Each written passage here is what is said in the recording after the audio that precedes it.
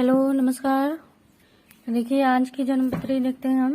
तो date of birth है 23 अक्टूबर 2004 सुबह 2:45 AM पटना बिहार का। तो ये जो है जातक है, इन्होंने शुक्ल पक्ष की 10वीं तिथि को दिन शुक्रवार को जन्म लिया था। नक्षत्र जो था वो धनिष्ठा था तीसरे चरण में, और पाया जो है वो तांबा है, और गण राक्षस और वर्ण शूद्र है। यहाँ देखिए, और वत्स जो है वो मानव है। लग्न का स्वामी जो है, लग्न जो है वो सिंह राशि है। सिंह राशि का स्वामी जो है वो सूर्य है, और नक्षत्र का स्वामी जो है वो मंगल है, और राशि जो है वो कुंभ राशि है, जिसका स्वामी जो है वो शनि है। यहाँ पर देखिए इसमें एक चीज जो है वो आपस में मिल रही है, क्योंकि सिंह योनि दिख रहा है और सूर्य है जिसका स्वामी जो है सिंह लग्न का स्वामी जो है वो सूर्य है, और ये मंगल, यानी ये तीनों आपस में एक ही हैं। ठीक है, एक ही है, बस शनि है, राशि जो है वो शनि है, तो शनि का काम है मंद मंद चलना। तो वही मंगल जो है वो ऊर्जा से भरपूर है, और शनि जो है वो मंद मंद, यानी जो काम 2 दिन में होने वाला है उस काम को 20 दिन भी हो सकता है। ऐसा कुछ शनि का जो है वो प्रभाव होता है। ठीक है, अब देखिए इनकी हम जन्म पत्री देखते हैं। तो इनका सिंह लग्न की कुंडली है, जन्म लग्न की कुंडली है इनका, और दूसरे ही भाव में मंगल गुरु बैठा हुआ है। 12 अंश 0 कला पर, और मंगल जो है 23 अंश 20 कला पर है। तो गुरु मंगल की युति बन रहा है, जो कि लक्ष्मी योग कहा जाता है इसको। और लग्न में शुक्र जो है वो 28 अंश पर बैठा हुआ है। चूंकि विषम राशि है तो ये बाल्य अवस्था में है। और यहाँ देखिए तीसरे भाव में सूर्य, केतु और बुध है। तो यहाँ बुध आदित्य बन तो रहा है, लेकिन वही बुध जो है वो अस्त है, तो और केतु है तो यहाँ से सीधे राहु की दृष्टि आ जा रही है। और सूर्य जो है वो नीच राशि में बैठा हुआ है, और सूर्य जो है वो भी बाल्यावस्था में है, और बुध है वो तो युवावस्था में है। तो देखिए यहाँ पे जो है 2 चीजें जो है, एक ये अच्छा जा रहा है। ठीक है, इसको आप अच्छा कह सकते हैं। ठीक है, इसको आप अच्छा कह सकते हैं, लेकिन वही जितना अच्छा ये होगा वही इतना खराब कर दे रहा है, क्योंकि सूर्य जो है वो नीच की राशि में आ गया है। तो सूर्य शुभ प्रभाव नहीं दे करके ये अशुभ प्रभाव अपना देगा। तो सूर्य क्या है? सूर्य हमारा आत्मबल है, हमारा आत्मविश्वास है, हमारे पिता के साथ के संबंध है। तो कहीं ना कहीं कुछ परेशानियां तो ये देगा ही देगा, क्योंकि राहु की 7वीं दृष्टि जो है वो जा रहा है इस पर। तो कहीं ना कहीं ये जो है इसको पितृदोष माना गया है। ठीक है, ये प्रबल पितृदोष माना गया है। तो अगर जीवन में कुछ परेशानियां आए, इससे पहले आप समय समय पर अपने पितरों की पूजा कर लिया करें, ताकि उनका आशीर्वाद जो है वो आपको मिलता रहे। ठीक है, चतुर्थ भाव खाली देखिए, और ये पंचम भाव, तो पंचम भाव का स्वामी और 8वें का 8वें का स्वामी जो है वो द्वितीय भाव में मंगल के साथ बैठा हुआ है।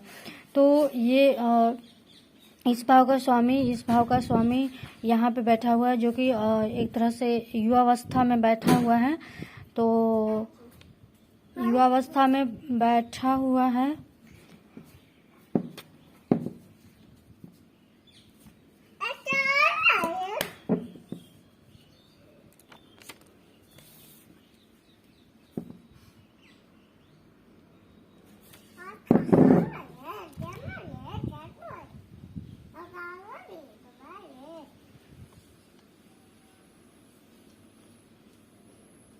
तो ये जो भाव होता है ये प्रेम का भाव है, संतान का भाव है, और ज्ञान का भाव है।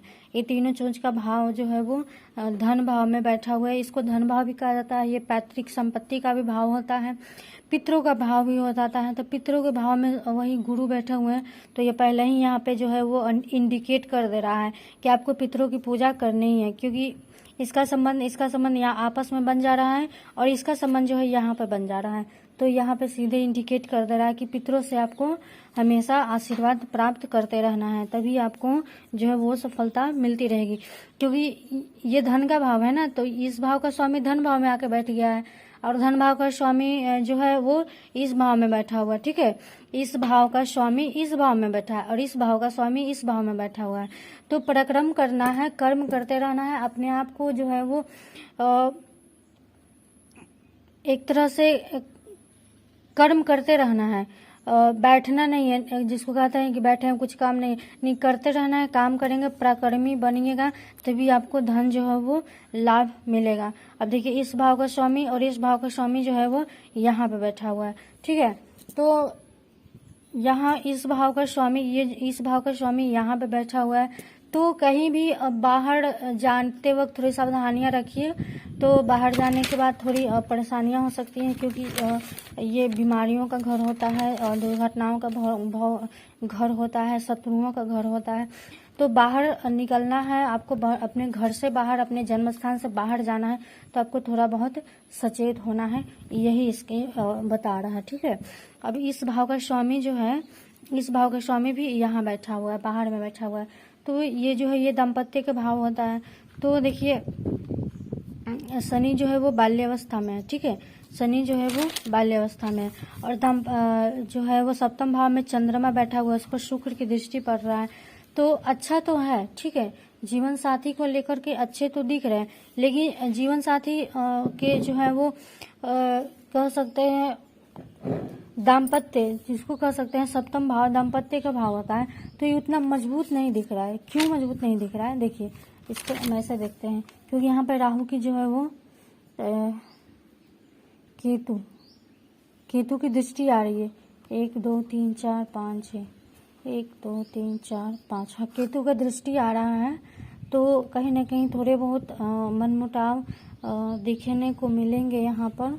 हालांकि चंद्र है तो थोड़े बहुत अच्छे इसमें दिख रहे हैं, क्योंकि चंद्रमा बैठा हुआ है और वहीं शुक्र की दृष्टि भी पड़ रही है, तो अच्छे हैं। लेकिन अगर कभी भी मनमुटाव हो तो अब वहाँ पे, क्योंकि चंद्रमा बैठा हुआ है ना, तो माता के साथ संबंध अगर बेहतर होंगे तो इनका दाम्पत्य जीवन भी बेहतर होगा, ठीक है। क्योंकि चंद्रमा क्या है? माता है, अपना मन है।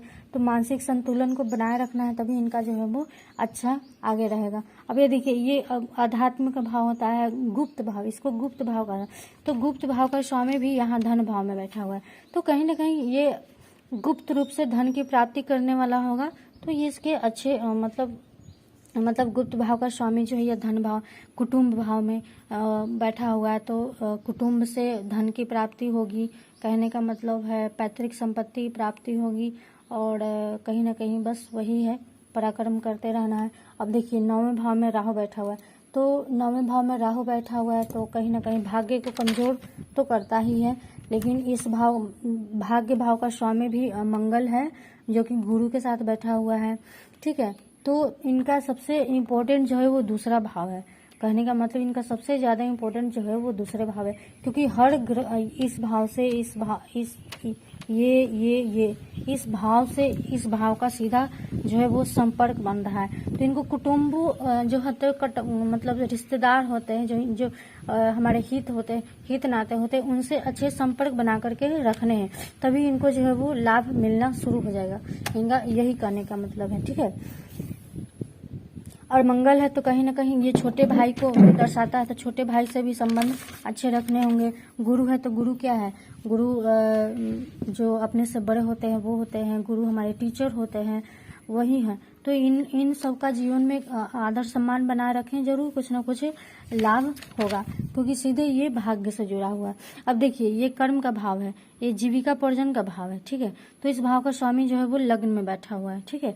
लग्न में बैठा हुआ है तो जीविका पार्जन के लिए ये जो भी करना चाहते हैं वो जरूर मतलब देखिए जन्म पत्री में कोई अलग चीजें नहीं होती है। जो आपके जीवन में घटित हो रहा है, जो आपके मन में चल रहा है और जो आप करना चाहते हैं, जिन चीजों का आपको शौक होता है, वही इन चीजों में यहाँ पे जो है वो दर्शाती हैं।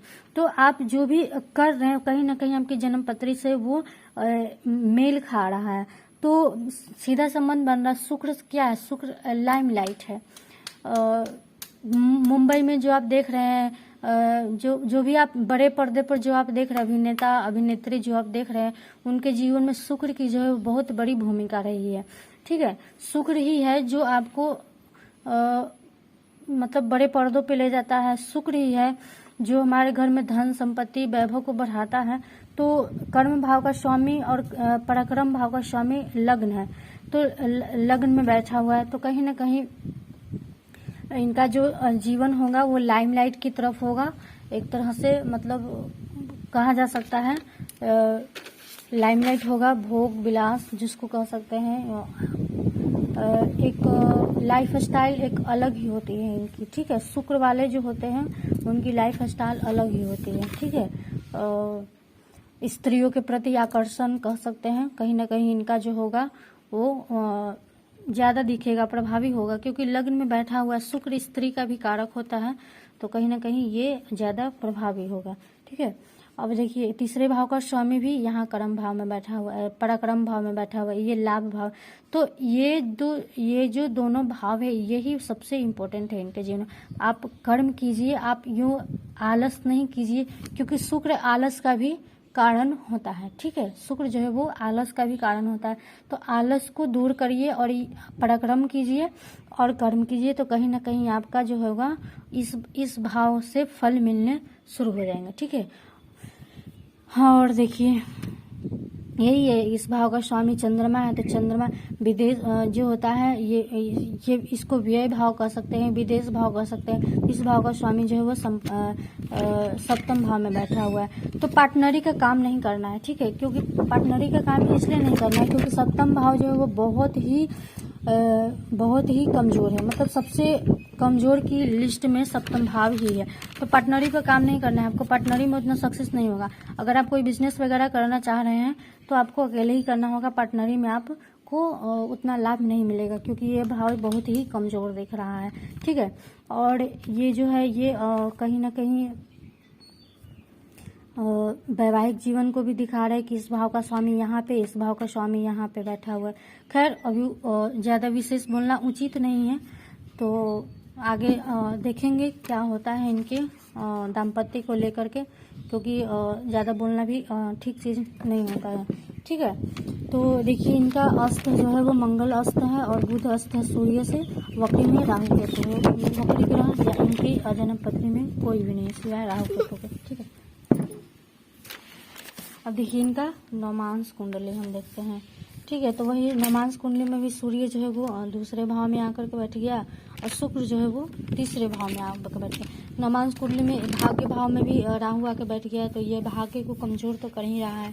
मंगल जो है यहाँ पे आके बैठ गया है, चंद्रमा लग्न में आके बैठ गया है, ठीक है। लग्न में आकर के चंद्रमा बैठ गया है, जो कि अच्छी बात है।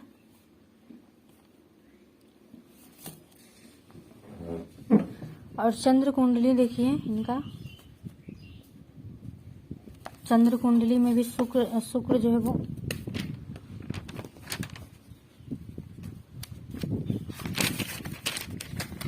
सातवें भाव में आ गया है, गुरु जो है वो 8वें भाव में आ गया है, शनि यहाँ से परिवर्तन कर यहाँ आ गया, राहु केतु यहाँ भी आ गया है। तो कहीं ना कहीं ये चीज़ें जो है आपस में सब एक दूसरे से संपर्क बना ही रही हैं, सब एक दूसरे से जुड़े हुए हैं, ठीक है। अब देखिए इनका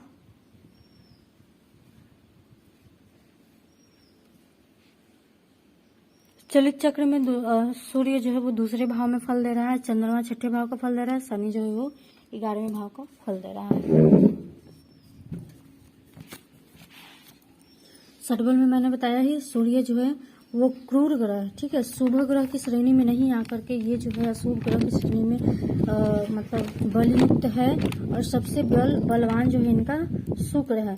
तो थोड़ा अपने व्यवहार पे ध्यान देना है, क्योंकि शुक्र जो है स्त्री का कारक होता है, तो थोड़े अपने जो बिहेवियर है उन पर ध्यान देना होगा, तभी ये जो है वो अच्छे रास्ते को लेके जाएगा और अच्छे परिणाम देगा। शनि सबसे कमजोर है, तो 7वें भाव का स्वामी शनि है, जो कि सबसे कमजोर ग्रह है, ठीक है। उसके बाद मंगल है, तो कहीं ना कहीं इनका जैसा दिख रहा है वो अवश्य होगा, क्योंकि मंगल जो है वो बली है, ठीक है। मंगल अत्यंत बली है, ठीक है। गुरु भी है वो बली है, और चंद्रमा भी है, ठीक है, बल है उसमें। और देखिए सप्तम भाव इनका काफ़ी जो है वो कमजोर है, 12वें नंबर पे सप्तम भाव आ गया है, और सबसे मजबूत भाव जो है इनका वही दसम भाव है, ठीक है। दसम भाव इनका सबसे मजबूत भाव है। तो जिस फील्ड में जाना चाहते हैं उस फील्ड में ज़रूर इनको कामयाबी होगा, क्योंकि वाकई में बहुत ही मजबूत है, तो होगा, ज़रूर होगा। तीसरा भाव भी इनका अत्यंत वही पराक्रम भाव भी मजबूत है, और आठवां भाव भी मजबूत है। ठीक है, पांचवा भाव इनका भी ठीक ठाक है।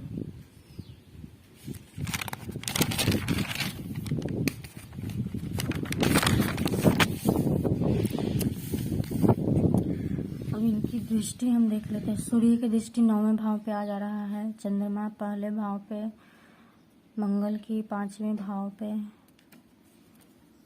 8वें भाव पे, मंगल का 8वें भाव पे भी बन रहा है अब, और 9वें भाव पे भी बन रहा है। मतलब 9वें भाव पे एक पापा ग्रह,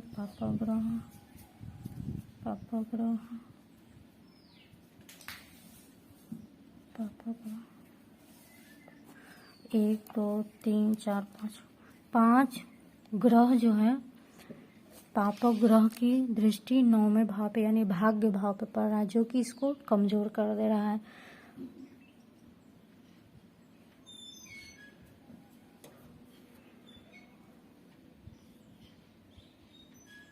इनका 10वां भाव बहुत मजबूत है, क्योंकि गुरु की दृष्टि 10वां भाव पे पड़ जा रहा है। कर्म का भाव होता है, आजीविका का भाव होता है, तो गुरु का दृष्टि पड़ जा रहा है, तो इनका मजबूत होगा। गुरु की दृष्टि काफी मजबूत होती है। कहने का तात्पर्य है कि शुभ ग्रह की दृष्टि 9वें भाव पे नहीं पड़ रहा है, तो ये भाग्य को कमजोर कर दे रहा है। ठीक है, और चौथा भाव बिल्कुल खाली है, चौथा भाव बिल्कुल ही खाली है, न कोई ग्रह है और न किसी ग्रह की दृष्टि पड़ रही है। ठीक है, तो चौथा भाव इनका उतना बलयुक्त नहीं है।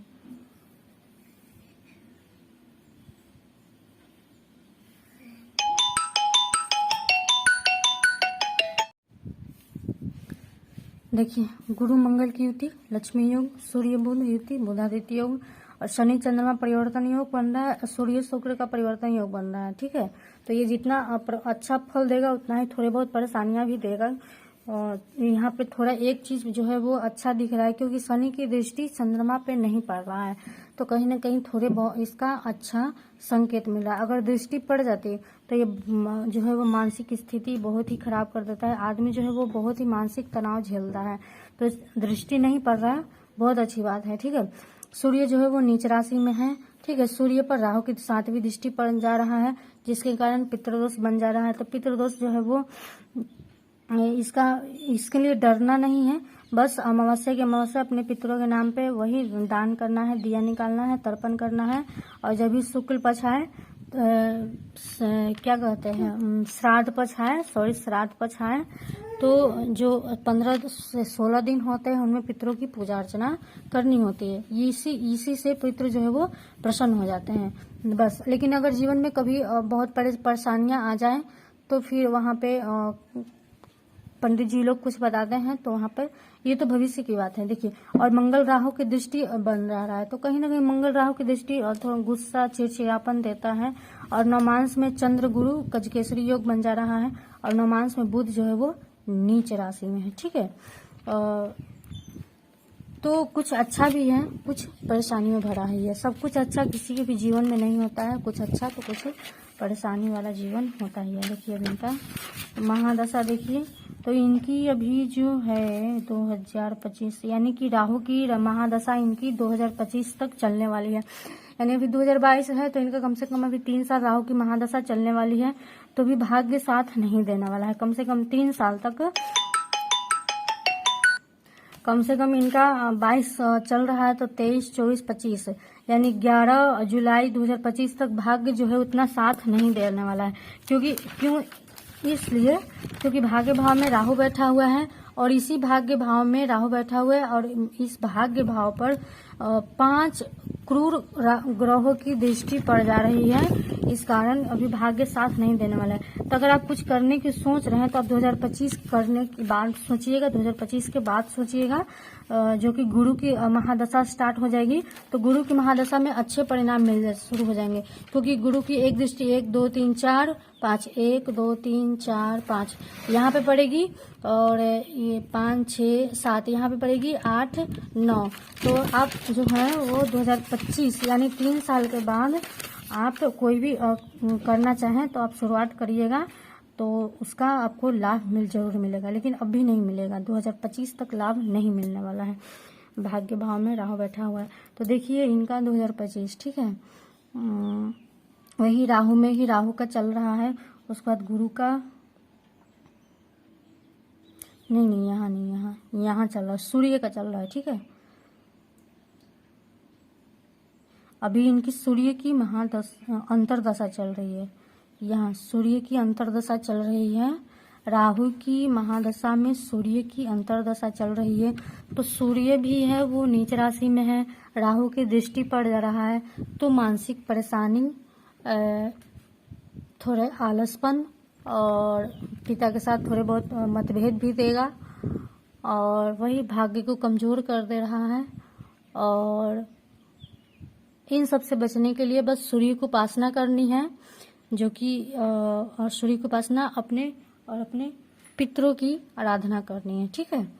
पितरों की आराधना करनी, उसके बाद चंद्रमा की शुरू हो जाएगी। तो चंद्रमा की शुरू हो जाएगी कब से? 2023 में शुरू हो जाएगा, मतलब जनवरी 2023 में ही इनका चंद्रमा का शुरू हो जाएगा। तो वहाँ पे इनको थोड़े बहुत, कहने का तात्पर्य है कि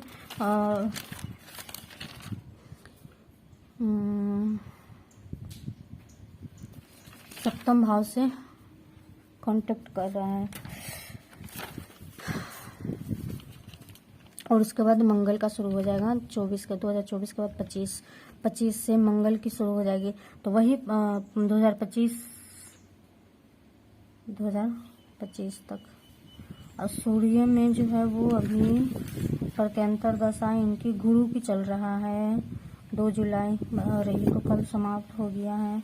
शनि का चल रहा है, ठीक है, प्रत्यंतर दशा शनि की चल रही है, 25 अगस्त तक चल रहा है।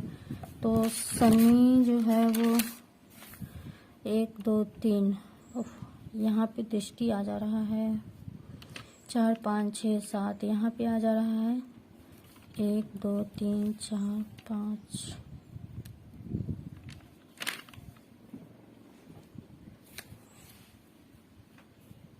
6 7।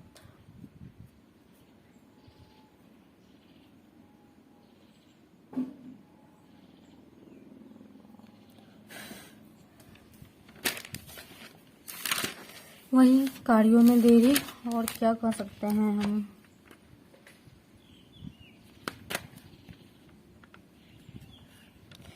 बस 2025 के बाद कुछ करने की सोचें तो ज़रूर लाभ मिलेगा, ठीक है। और शनि की 7.5 जो है वो इनकी 2020 में स्टार्ट हो चुका है, ठीक है। इनका जो है शनि की 7.5 मकर राशि पे 2020 में स्टार्ट हो चुका है, जो कि चलने वाला है 23 फरवरी 2028 तक इनकी 7.5 चलने वाली है, ठीक है। तो इनका 7.5 चल रहा है, ठीक है। अभी 2 चीजें जो हैं इनके ऊपर ज्यादा प्रभावी होंगी, एक पितृदोष होगा और एक शनि की 7.5 होगी। तो शनि की 7.5 में बस वही करना है, शनि पूजा करनी है, हनुमान पूजा करनी है, और सूर्य को आराधना करना है। शनि की 7.5 1 2 3, तो कहीं ना कहीं ये भाव भी पीड़ित कर रहा है शनि। ज्यादा पीड़ित नहीं कर रहा है, क्योंकि शनि जो है वो शायद वृद्ध अवस्था में है। शनि मृत अवस्था में, ज्यादा प्रभावी नहीं है, ठीक है, ज्यादा प्रभावी नहीं, ज्यादा दिक्कत नहीं करेगा। दिक्कत इनका सिर्फ पितृदोष ही करेगा। जब भी कोई परेशानी आए, लगे कि काम नहीं बन रहा है, भाग्य नहीं साथ दे रहा है, तो समझ जाइए कि कहीं ना कहीं पितरों के आशीर्वाद जो है वो नहीं मिल रहा है। तो पितरों के आशीर्वाद लेने इनके लिए बहुत जरूरी है। तो चलिए, जो था वो क्लियर हो गया है। और समय समय पर जब भी कोई परेशानी आए तो आप एक बार फिर से इनकी जन्मपत्री रीचेक करवा लीजिए, ताकि पता चले कहाँ पर क्या परेशानी कर रहा है। क्योंकि ये जो जातक है ये युवावस्था में है, और शुक्र जो है वो ज्यादा प्रभावी है। तो शुक्र जो है वो स्त्रियों के प्रति आकर्षण का काम करता है। तो इनकी जन्मपत्री समय समय पर चेक कराते रहें। और संस्कार, ठीक है, माता पिता अनुशासन दें इनको, और अच्छे बातें इनको सिखाएं, बस यही कह सकते हैं। और ज्यादा प्रभावी नहीं है, ज्यादा दिक्कत नहीं है, क्योंकि शुक्र जो है वो बाल्यावस्था में है। ठीक है, शुक्र बाल्यावस्था में है तो इतना प्रभावी नहीं होगा, लेकिन फिर भी प्रभाव करेगा। ठीक है, तो चलिए सबको राधे राधे।